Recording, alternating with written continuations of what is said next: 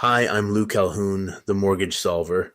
There's an important change happening in the way credit can be evaluated for mortgage financing, and it could create opportunities for some homebuyers who haven't been well served by the traditional credit scoring system. For years, when you applied for a mortgage, one of the biggest numbers lenders looked at was your FICO score. So, what's the difference between traditional FICO scoring and VantageScore? Let's make it simple. Traditional FICO scoring looks heavily at things such as your payment history, how much debt you owe, how much of your available revolving credit you're using, the age of your accounts, and your recent credit activity. And that system works very well for people who have established traditional credit histories. But here's the problem. What happens if you're responsible with your money, but you simply don't use much credit? Maybe you pay your rent on time every month. Maybe you prefer using a debit card instead of credit cards. Maybe you're a younger first-time buyer who hasn't had credit very long. Or maybe you've avoided debt altogether. You could be doing a lot of things right financially and still have a limited credit history.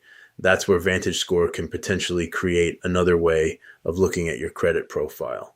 VantageScore uses many of the same basic credit factors as FICO, but its scoring methodology is different.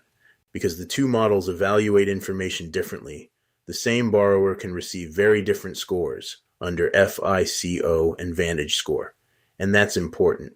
For example, imagine someone has a traditional mortgage FICO score in the low 600s because of high credit card balances and some previous late payments. Under a different scoring model, other aspects of that person's credit profile may be weighted differently, potentially producing a higher score. Now, does that mean everybody with a 610 FICO suddenly becomes a 750 borrower? Absolutely not.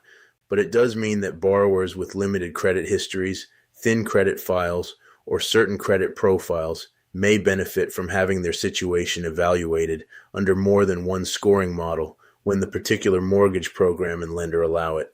And this is where working with someone who understands different mortgage options becomes important.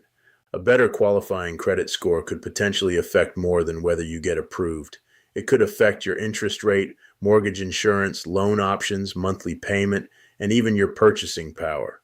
So if you've been told, my credit score isn't high enough, I haven't had credit long enough, I don't use credit cards, or even, I was denied for a mortgage, don't automatically assume that means you can't buy a home.